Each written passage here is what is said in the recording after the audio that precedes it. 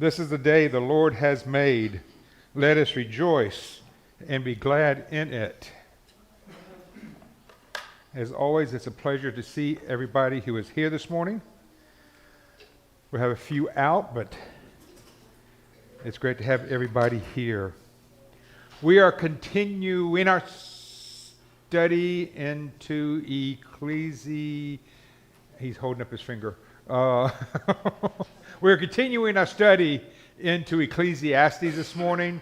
We are into the third chapter. There we are. Of Ecclesiastes. Let's do just a very brief rundown of what we have covered so far. Solomon started off giving us a brief rundown on how the earth rotates round and round and round. The sun comes up, goes across the sky, and goes down just to do the same thing, the next day. And his response was, all is vanity. Then we went into sensual pleasures of smelling, tasting, hearing, seeing, feeling, all those sensual pleasures that we get. But they're all vanity. We might enjoy that piece of grandma's hot apple pie, but it's fleeting. That pleasure that you get from that, the memories you get, are gone the next day. Then he went into wisdom and foolishness, how a wise man and a foolish man lives their life their own way. But in the end, they both die. Again, it was all vanity.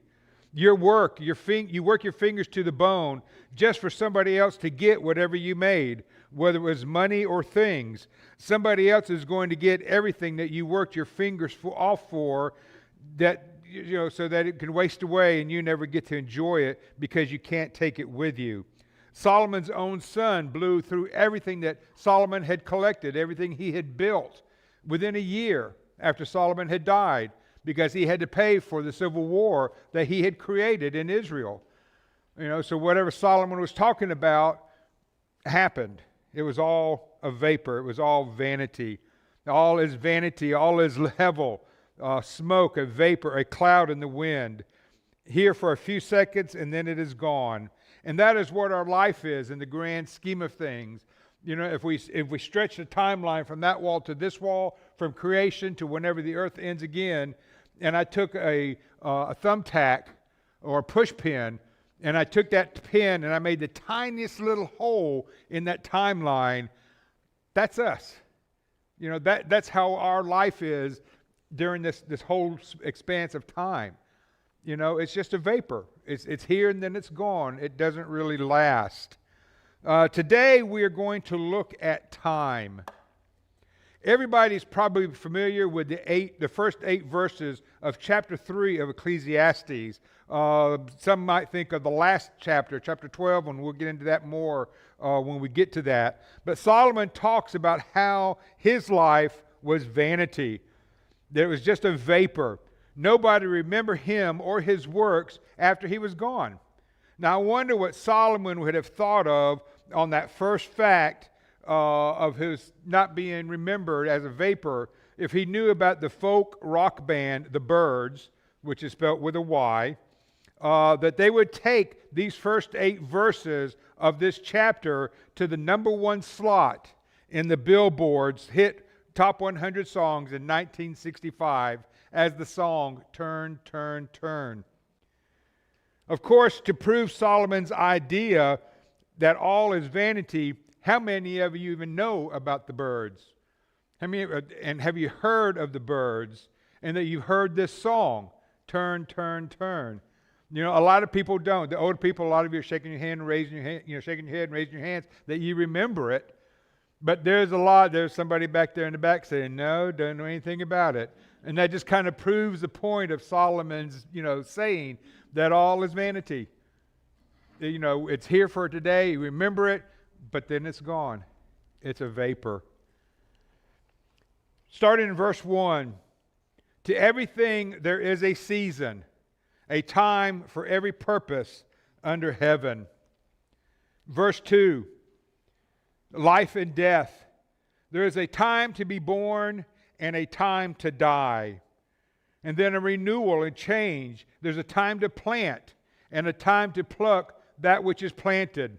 Now, some of these verses or events or seasons, as Solomon puts them, are going to be hard to accept as humans. Sometimes we are emotional beings at times when we need to be, but we can be rock solid and ungiving at other times, again, when we need to be. A preacher that I had when I was a teenager back at Inner Point, he would always make the point, I'm sorry if I'm stepping on your toes because I'm aiming for your heart.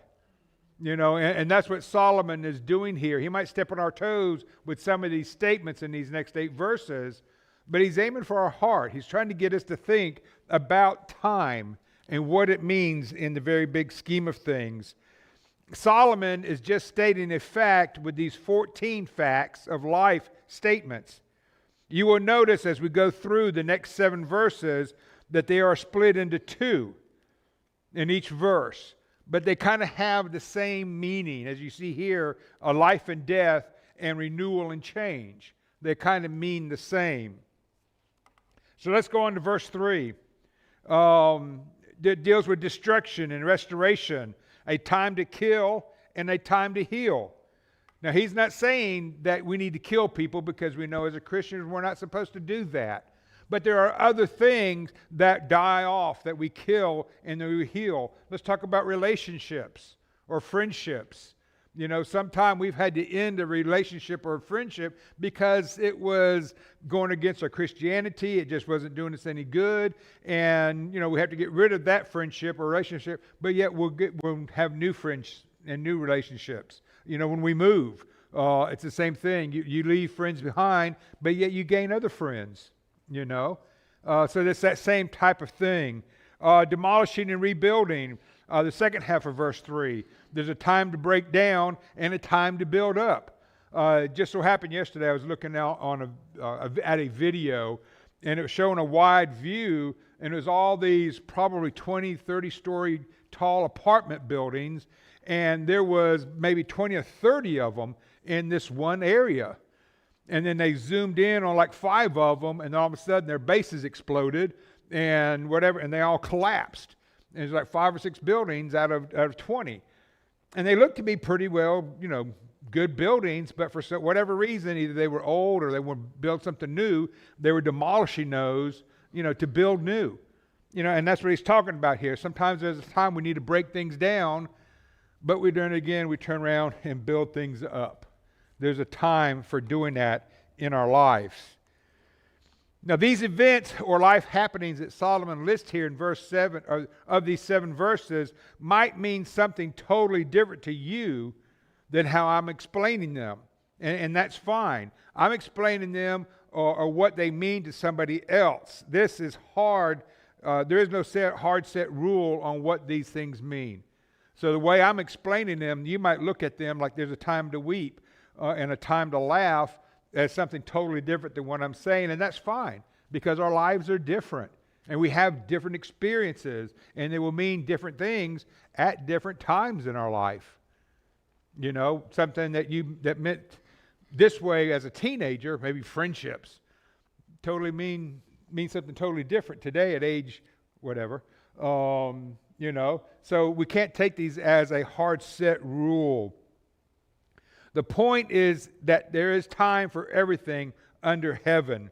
There is a time to weep and a time to laugh, sorrow and joy. And there's, like I said, it's different things at different times with different people. But there are times in our life to where we weep, but yet there are times to laugh. I've done several funerals, and it's weird seeing the ebb and the highs and lows that people will have when they're remembering somebody. Sometimes they'll be sad, but then they'll all start laughing about something wild, crazy event that this person did in their life. And there's a time to mourn and a time to dance. I remember the thing that came to my mind with this was when we took our oldest daughter, Tiffany, first time being away from home, for a long time. We took her down to Oklahoma Christian College, and we were delaying our leaving as long as we could. Well, Tiffany had gone off and already met friends and was doing things with them, and we were just kind of standing around waiting. And she finally came back down. We said, well, we need to leave. And so we started pulling out, and I look in the mirror, and she's already gone back to her friends, and Kathy and I pull over and just weep like crazy, Same thing when she got married.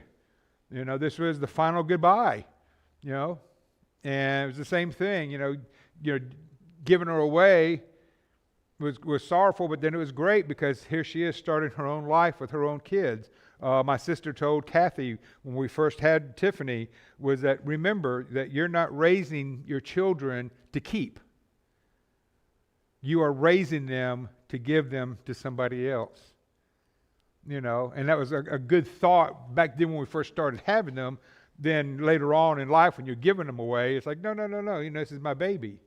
But there's a time to weep, a time to laugh, a time to mourn, and a time to dance, like when your house is empty and nested.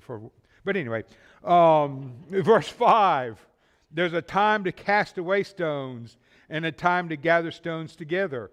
Easiest thing I thought of was landscaping. When you're cleaning your yard, you're raking everything out of the way, but yet you're bringing back something else, bigger stones, to make your yard look nice.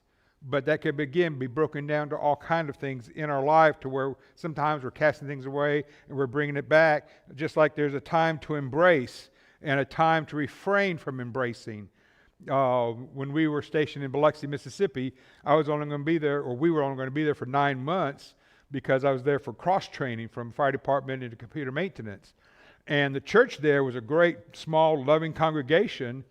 But as soon as we said that we were there for 9 months, they kind of put us at arm's length, and they say, we have all these people that come here for training, and they're here for 9 months or a year, and then they leave.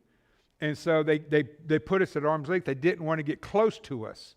They didn't want to embrace us because we were going to have to leave, and they didn't want that sorrow of that happening. They were good friends. They helped us while we were there and everything else. And in fact, there was one person who was there kind of and he visited there a lot from Panama City, and that's where we ended up going next, was Panama City, and he ended up going over there, finding a house for us, putting a down payment for us, so we could move in when we got there. So again, even though they kept us at arm's length, they did embrace us as a family. Verse 6, there's a time to gain and a time to lose. How many of you have your same car that you got as a teenager? No. We got rid of that car, or it broke down in my case, and you moved up. Somebody might have a great little sports car, 2-seater, and they zoom around in that till the wife gets pregnant, and then they have to get rid of that sports car to get a van. I had a truck that I had to get rid of to move to a van because all 5 of us couldn't fit in my van once Victoria started getting up old. But so there's time that we gain things and time that we lose things. There's a time to keep and a time to throw away. The thing that came to my mind was spring cleaning. It's usually a time where everybody starts cleaning out, in the spring. But there's a time for that. When you move into a smaller house, there's a time to keep and there's a time to throw away. Verse 7, a time to tear and a time to sow, a time to keep silent and a time to speak. This one might be the hardest of the 14 times of life that is the hardest for us to grasp. That there are times in our life when we need to bite down on our tongue and keep silent. My wife just spit her tongue out at me. And there's a time to speak, and that's hard sometimes to know when to do that. But we need to. And especially as a Christian, there are times that we need to keep silent. We don't need to speak up or to speak our mind, because that's going to get us in trouble. A time to tear and a time to sow. Whenever I've seen Kathy when she was making this king-size blanket, crocheting, is that the right term? And Kay would look at her and say, rip it. And she'd have to rip out, days or a week's worth of work that she's done on it so that she could do it back right. So there's a time to tear and a time to sow, a time to keep silent and a time to speak. There's a time to love and a time to hate. And of course, not hate, because we're Christians, again, are not supposed to hate, but we can dislike. And there's a time of war and a time of peace. We need to really keep our Christianity in mind as we live our life, that we need to do things and things that we can't do as a Christian. Jesus didn't hate the Jews that were chasing him and trying to trip him up and eventually crucify him. We have to be like Christ every day of our lives. But there is music out there, or there is a music out there that says that I love, but there is music out there I love, and there's a lot that I hate. There is a war in the Old Testament. There was war in the Old Testament, and there's wars today. In fact, Ukraine is still under attack. So that's something that we have to deal with every day of our lives. Sometimes, in our lifetime, we've seen lots of wars, from Vietnam on up, Korean War, you name it, Iran. But there's a time for war and a time for peace. We could break down these 14 life events into 7 main ideas. Verse 2 was renewal and change. Verse 3 was destruction and restoration. Verse 4, sorrow and joy. Verse 5, selection and rejection. Verse 6, keeping and discarding. Verse 7, silence and speaking out. And then verse 8, love and hate or dislike. We will all experience these 14 events or 14 life experiences at one point or another in our lifetime. We might experience some of these 14 events more than once, and others we might only experience once or twice in our lifetime. But Solomon goes on in verse 9, what profit has the worker for that in which he labors? What is the profit of man's life and all of his experiences? Those 14 events we just covered, what is the profit? Everybody will live and everybody will die. Everybody will build and tear down. Everybody will love and everybody will hate. Everybody will experience these things during their lifetime. Everybody since the beginning of time and everybody to the end of time will go through these 14 events during their lifetime. But what does it profit a man for his labors? Solomon gives a conclusion in the next 2 verses. In verse 10, I have seen the God-given task with which the sons of men are to be occupied. He has made everything beautiful in its time. Also he, being God, has put eternity in our hearts, except that no one can find out the work that God does from beginning to end. Solomon gives us a mouthful in these last 2 verses here. Solomon has seen that God has given tasks to mankind. Those 14 events that we just went over in the first 8 verses.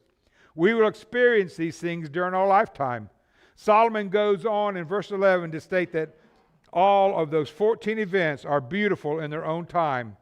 We might not think so when it's happening to us or around us, like biting your tongue instead of exploding on somebody we love. But God has made them beautiful. But the key point in that everybody, He has put eternity in our hearts. What is eternity? Have you ever thought about it? I did when I was a teenager out on the farm. I don't know why, but one night I climbed into the back of our old Dodge pickup truck and I looked up into the stars. Well, at that point, before the Hubble telescope, we thought they were stars. Turned out they're all universes. But I looked up at that one-dimensional outlay of the stars. And I got to thinking about it, that past those small dim stars were more stars. And then past those stars were more stars and more stars and more stars. And then it clicked with me at that age what eternity was. That just keeps going on and on and on. And even though with the Hubble telescope and this new one, and I can't think of the name of it, they've reached out there, I don't know how many thousands of light years or whatever, out deep into space, and they're seeing more and more beautiful things. But it keeps going. And that's what eternity is to us.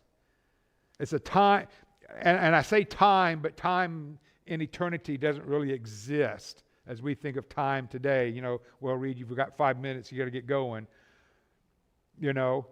Time is just, it's on. It just keeps going and going and going and going. And that's what eternity is, and that's what God put into our hearts, so that when we think of heaven, when we speak of spending an eternity in heaven with God, there is no end. It just keeps going. That time in heaven just keeps going on and on and on. This is what Solomon is trying to tell us. That is what we need to live our life for, not just for stuff. As Jesus tells us in Matthew 6, verses 19 and 20, do not lay up for yourself treasures on earth where moth and rust destroy and where thieves break in and steal. But lay up for yourself treasures in heaven where neither moth nor rust destroys and where thieves do not break in and steal. Heaven should be our goal, not more stuff here on earth. It is not about how much junk we can stuff into the garage to where the car or truck has to be put out on the street. No, it's about home in heaven. We can't take it with us. It means nothing toward our eternity. Getting to heaven needs to be our main goal every single day of our life. Continue on in Ecclesiastes verses 12 and 13. I know that nothing is better for them than to rejoice and to do good in their lives, and also that every man should eat and drink and enjoy the good of his labor. It is the gift of God. We need to rejoice and do good with our lives. We can't let the gloom and doom that Solomon talks about get us down. We can't let the everyday grind of life wear us down. We need to rejoice and be happy and celebrate God each and every day of our lives. This is the day that the Lord has made. Let us rejoice and be glad in it. We need to be happy with the fruits of our labors. We need to eat and drink and be happy, because all of it, everything we have, is a gift from God. We need to stop and give God the thanks for what He has done for us and what He has given to us. Verse 14, I know that whatever God does, it shall be forever. Nothing can be added to it and nothing taken from it. God does it, that men should fear before Him. That which is already been and what is to be has already been, and God requires an account of what is past. It says here that we are supposed to fear God, but it's not fear God in that we tremble and it's like, oh no, now what? But it's more of a respect, okay? More of a respect for God. Not trembling in fear, but respecting Him. As Solomon stated, going on in Revelations 20, verses 11 through 13. Then I saw a great white throne and Him who sat on it, from whose face the earth and the heaven fled away, and there was found no place for them. And I saw the dead, small and great, standing before God, and books were opened. And another book was opened, which is called the Book of Life. And the dead were judged according to their works, by the things which were written in the books. The sea gave up the dead who were in it, and death and Hades delivered up the dead who were in them. And they were judged, each one according to his works. Notice verse 12, I saw the dead, small and great. It doesn't matter if it was a poor person out on the streets with nothing to his name or the president. Everybody, small and great, will stand before God on that day of judgment. And they will be judged, each one according to his works. As Solomon just stated, and God requires an account of what is past. Going on back to Ecclesiastes 3, verses 16 and 7. Moreover, I saw under the sun, in the place of judgment, wickedness was there, and in the place of righteousness, iniquity was there. And I said in my heart, God shall judge the righteous and the wicked. For there is a time there for every purpose and every work. Solomon starts off this chapter telling us that there's a time or a season for every purpose under heaven. Now Solomon is telling us that everybody will be judged, both the righteous and the wicked. We will all face God. Romans 14:11 echoes the original text found in Isaiah 45:23, stating that every knee shall bow to me, and every tongue shall confess to God. We will have to explain every purpose and every work before God. We will have to explain everything that we have done. Solomon also tells us in Ecclesiastes 12:14, for God will bring every work into judgment, including every secret thing, whether good or evil.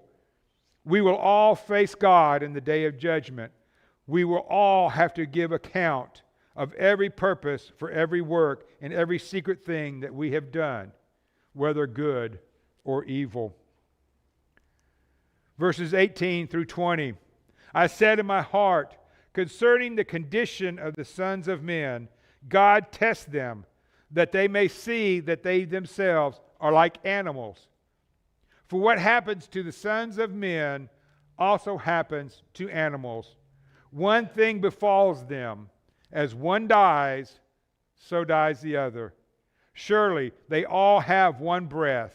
Man has no advantage over animals, for all is vanity. All go to one place, all are from the dust, and all will return to dust. Solomon goes a step further and tells mankind that they are no different than any other living animal. It doesn't matter if it's a dog, a cat, a horse, a sheep, a bird, a snake. We're all the same when it comes to us dying. We both live, we both breathe, and we all go, after our daily lives are over, we will go back to dust. We have no short-term advantage over the animals. All, again, is vanity. All of these 14 events that we studied about for our lives, everyday lives, does not give us any kind of advantage over our dog or cat or goldfish. Well, we have an advantage over the goldfish in that we won't be flushed down the toilet when we die, okay? But as far as animals, we all go back to dust, all of us. All is vanity. Verses 21 and 22, the last two verses. Who knows the spirit of the sons of men, which goes upward, and the spirit of the animal, which goes down to the earth? So I perceive that nothing is better than that a man should rejoice in his own works, for that is his heritage. For who can bring him to see what will happen after him? This statement by Solomon might be hard for some to swallow or digest. The MGM movie that was entitled All Dogs Go to Heaven was wrong. Okay? Here, as the spirit of the animal will stay in the ground, understand all of mankind's spirits will go upward to be judged.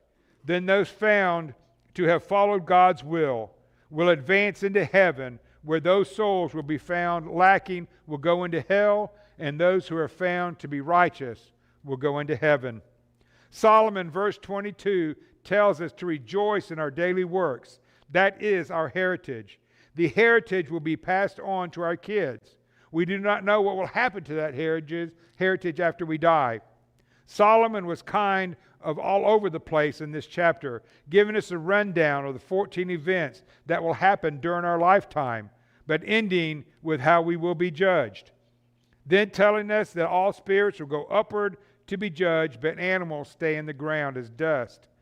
Then to end with man needs to rejoice in his own works, for that is our heritage. I want to end this week's lesson in Ecclesiastes. I have the last 2 weeks, and we will end it every week with my spoiler alert. I don't want you to leave with doom and gloom that Solomon keeps going on in these chapters. I want to leave you on an upbeat, and that is how Solomon ends this whole book in Ecclesiastes 12:13. Let us hear the conclusion of the whole matter, of everything. Fear God and keep his commandments, for this is man's all. Fear God and keep his commandments.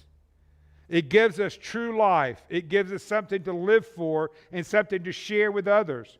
Our life here on earth, the things that we do are a vapor, but our afterlife, what happens when Jesus comes again, now that is life. That will be the true existence. Spending an eternity with God forever. That is what we should be striving for every single day of our life. Every vain thing we do in our daily life is a vapor. Smoke in the wind. It is what we must deal with to get to the finish line. Notice what these last 5 words say. For this is mankind's all. This is our all. This is what we need to worry about, to fear God and to keep his commandments. Remember this statement tomorrow and Tuesday and Wednesday and next week and the rest of our life, that we need to fear God and keep his commandments. Our goal is to make it to heaven and to take as many souls with us as we can. This is our purpose in life. And we need to remember that. If there's anything that we can do this morning to help you in that goal and helping you to reach that goal, that eternal life in heaven, let us know. Let us pray for you if that's what you need, or if you need to be baptized. The baptistry is ready to wash away your sins and get you on that path to heaven. Please let your wishes be known as together we stand and sing.